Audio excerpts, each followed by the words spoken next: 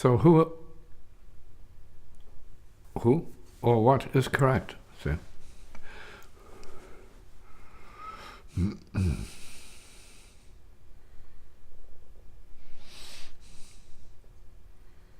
Is it correct?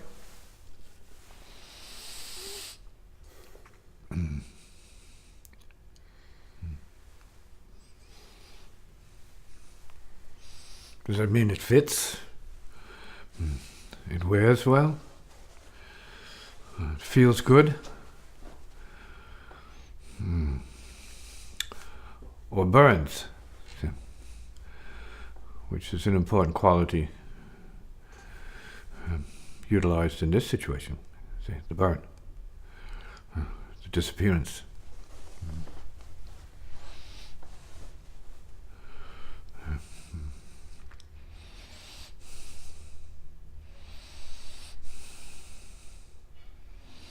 Entering the vapors and letting them pass.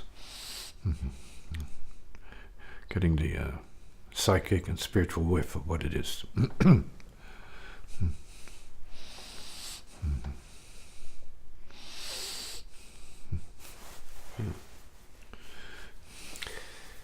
In terms of sort of the fundamental of practice, shall we say, what the truth of it actually is, what the Dharma springs from. You asked me whether that was correct, and if so, how I knew. And because there's no way of knowing. Right. Yeah. There's nothing to know. And that's the beauty of it from the beginning. So, that's the basis for the Dharma. So,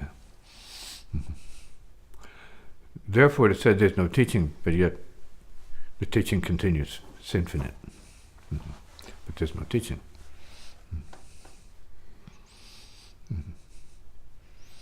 So the teaching continues. The teaching is heard out loud, say, roars, because there's no teaching.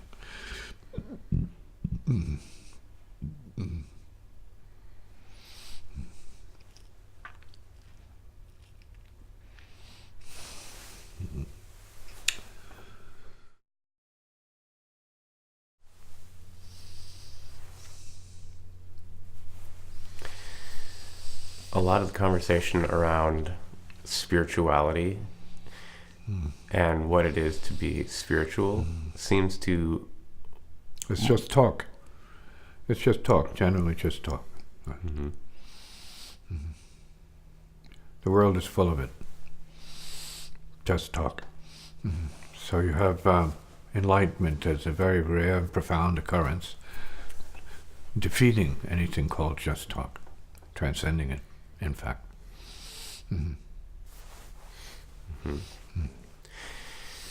And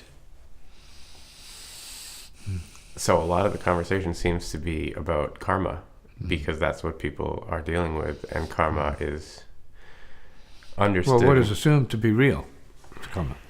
Right. That's what's believed in. That's the real religion. It's religion of karma worship.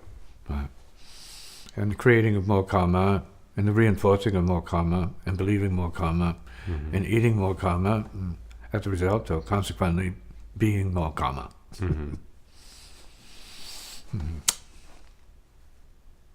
So. Yeah.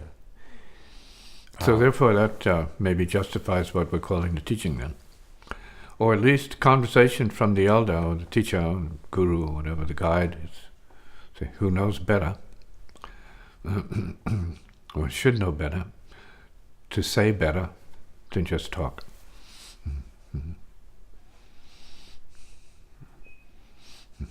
If there is no teaching, lots of karma, so there's teaching. Initially to recognize what it is, that's karma, then to understand the processes that further entangle people in very complicated situations and problems. complications, problems. Being entangled, being stuck, and feeling bound to family, relations, occupation, all forms of self-meditation, which are the obstruction to enlightenment practice.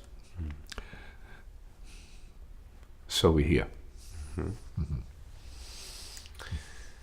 And even in the most spiritual of circles, I rarely hear about this process, which is, say, entirely, fully, completely getting beyond an obsession with karma.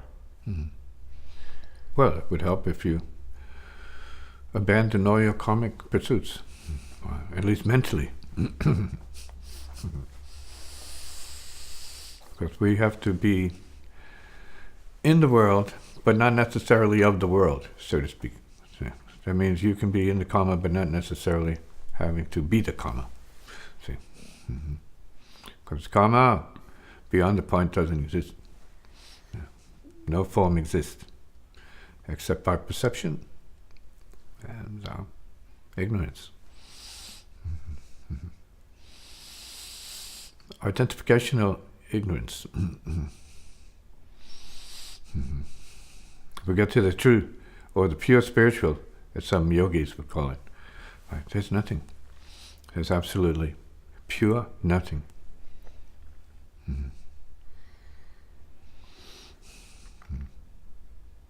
Some would have the grace to call it being.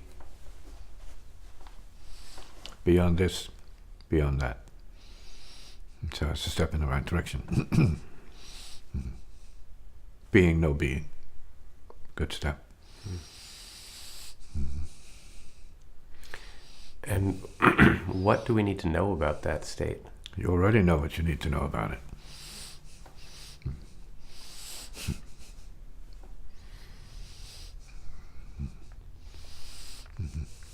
You're already being that state. That's what you need to know about it. It already is.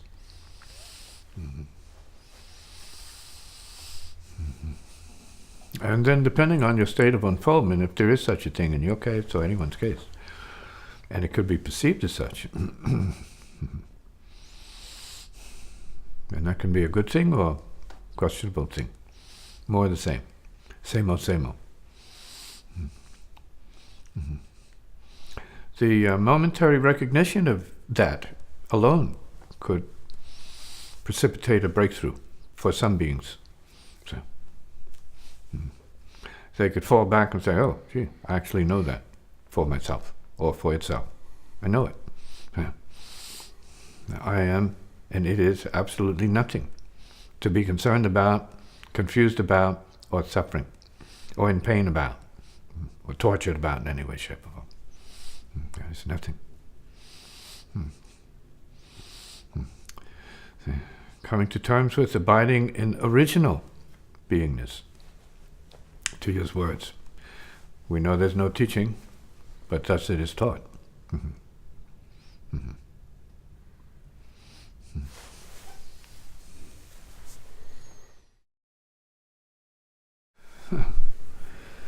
So the paradox is nobody wants to suffer anything, but they're so good at it. They're great sufferers, right? You have to look around and look at your people and say, "Wow, you're suffering so brilliantly, right? So fantastically engaged in your suffering." It's like, wow, amazing suffering, mind-boggling suffering. Exactly. All right. Right. Mad. Suffering is madness.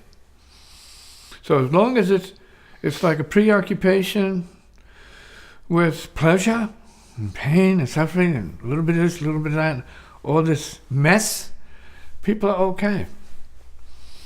They fail to perceive or properly assess the acuteness of the suffering.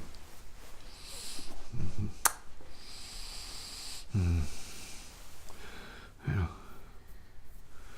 Until some crisis comes up born of some kind of calamity, breakdown, or bad news, so to speak. Then you start to feel the sharpness, right, of the point, say,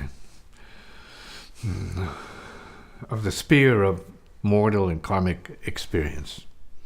And then it's too late. If you're wounded, you got to wipe up your blood and catch it before you bleed out. And then you talk to others who are not at the same level of acuteness, and then they support you and you think you're okay. When it's just going to happen again and again and again, which is then called samsara. And so there's no teaching, and thus it is taught. There's never been a teaching about it, thus it is taught. There will never be a teaching about it, but thus it is taught. So.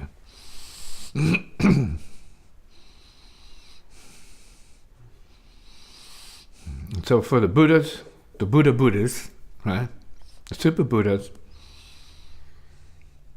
nothing can be taught. But you can be caught by the wisdom Dharma, the wind of wisdom. And you can wonder about it. So, what to do with this?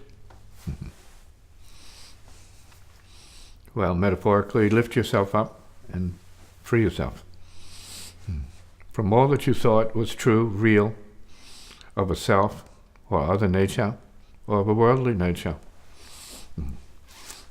Throw it all in the garbage of uselessness and into the path of true practice, right? Rising above and going as deep as possible to go into heart nature, profound, right, wisdom.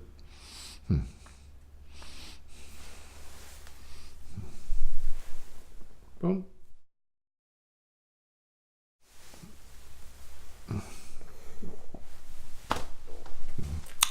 What is it like to... Nobody knows. How does one know then? Nobody knows. You're not supposed to know. It's in the not knowing that you can know. So you have to sort that out for yourself. See? Only the not knowing knows.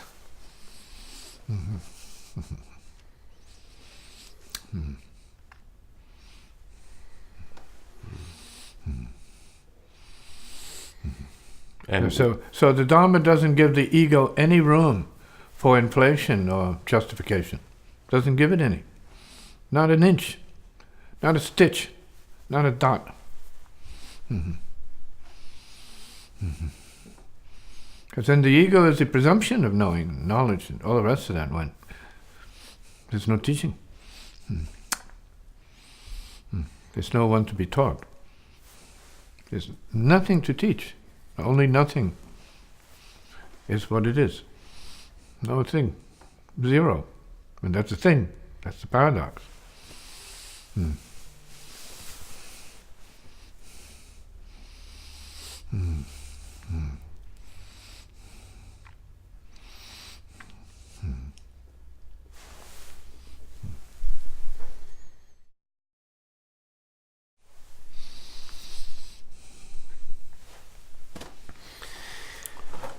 what you're describing seems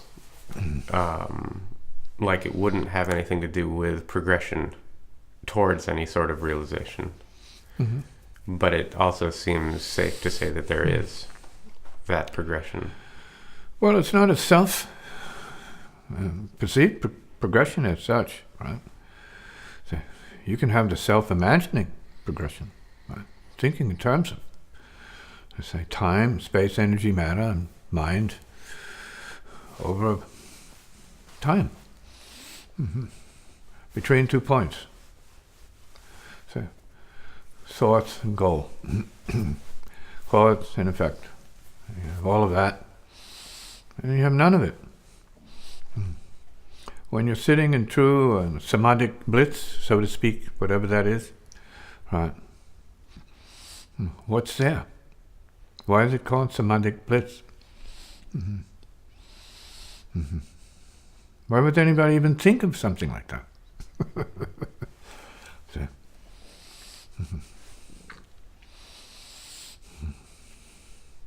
and then you have to ask, is that the falling away, is that the fallen away?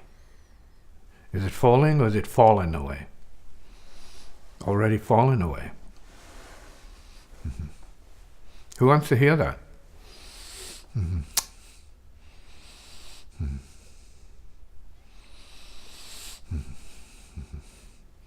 So there's the appearance of progression. And for all practical purposes, that's useful in the beginning. As you are entering the path, you've got to figure out what the path is. You have to think about it. Maybe at first, because you're so in darkness, so self-absorbed, you don't even have the ability to think about it objectively, properly, to be able to see it properly, to know what to do with it. Once you see what it is, there needs something to be done with it.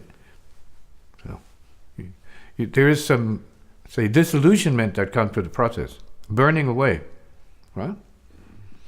And it's normal. You knock on the door of the monastery, and then the door opens. It's not over.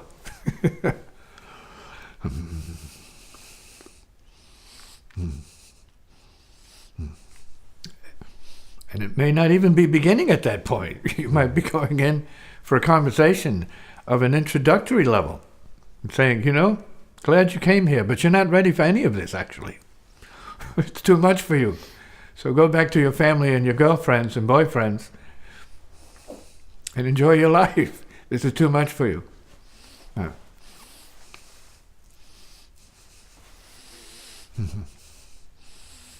Or you can say, oh, welcome back. Good to see you again. Your cushion is still waiting for you over here. No one's touched it. We can dust it off a little bit, but it's ready for sitting. That means cessation, dying, already dead, gone, gati, got you, gone.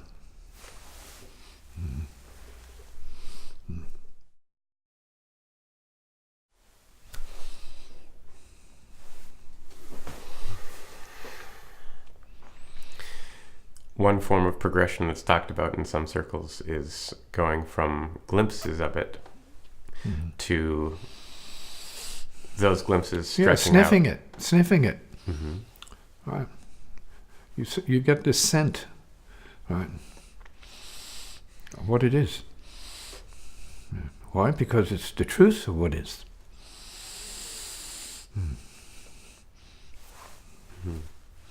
But not realize it's such yet. So you can look at a statue of the Buddha and say, yes, still not have a clue, but wow, yes, right, feeling is there. Because deep down inside, that is you. That is you. The sitting Buddha is everyone at the heart level, already here, already gone, still, done, zero. And smiling all the more for it.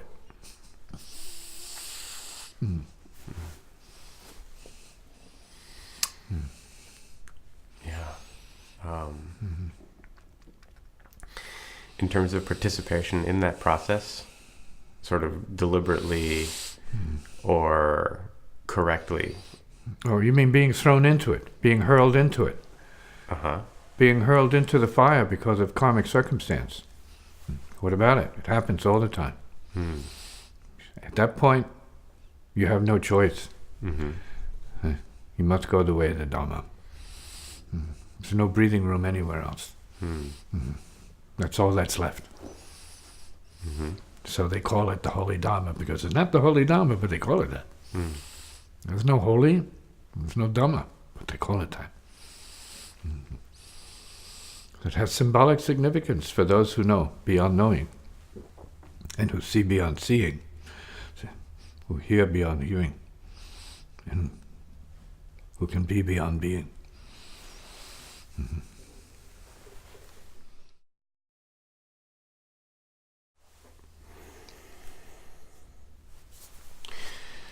when one is really thrown in, or sucked in, or however you call it. Yeah. So karma is pulling from both sides, inside and outside. So somewhere in between, you find yourself.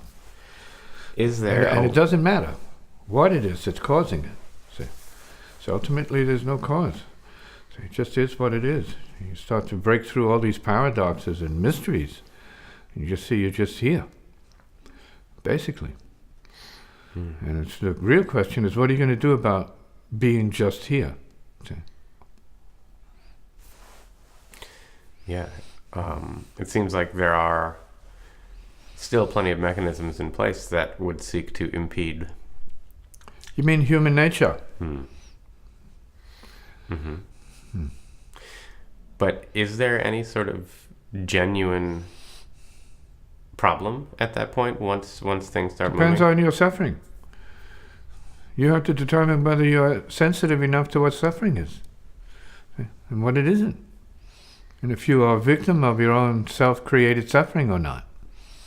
Is it anybody else that's causing you to suffer? No. Is it you? Yes, it's always you. Right. You validate what you suffer because you identify with what you suffer. You create what you suffer. You reinforce what you suffer.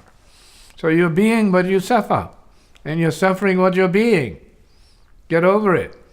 And you have to undo it if it's uncomfortable for you or hurting others, and you want to do something about it, then you have to undo what was done or being done in your case. And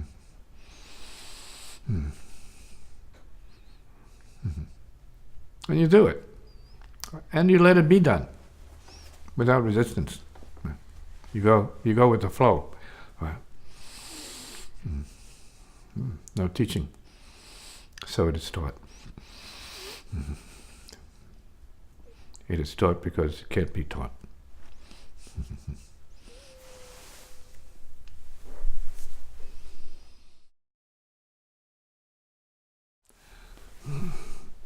Yeah, so you go to what if land. You have the appearances of a great lama, a great monk, but you don't know anything. So what if you get to that point? You realize you haven't accomplished anything. Zero. The whole thing's been a fake. False. Nonsense. All appearances. Theater. Drama. That's a good place. That's what enlightenment's about. Knowing that. Seeing it for real.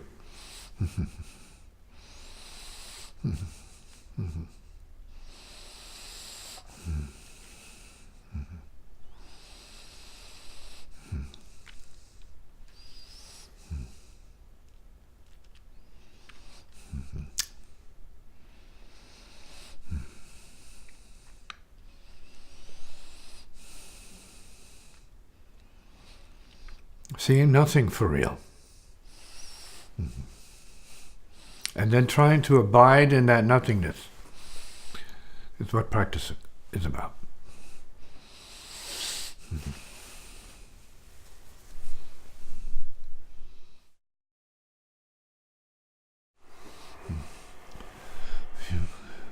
So who's better off, the billionaire or the monk who has nothing, not even a pot to piss in?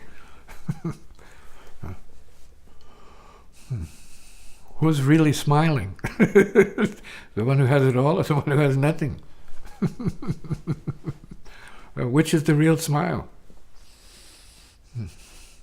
One who's drowning in materialism? Or the one who has no concern for anything?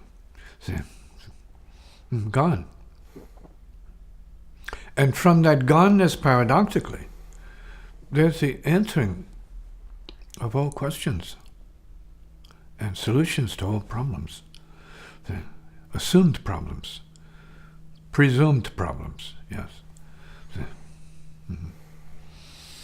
And the sun shines, and the raindrops fall, and the grass grows, and the earth continues down its orbital path.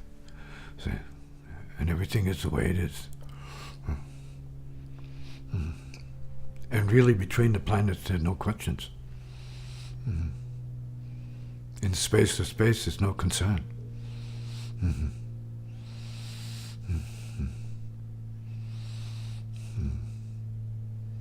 meditation draws the individual to the space of no concerns, no suffering, no self, no thought, no mind, no world. So, no pleasure, no pain, emptiness, finally. It's the radiance of emptiness. Zero. Allness, fullness, radiance.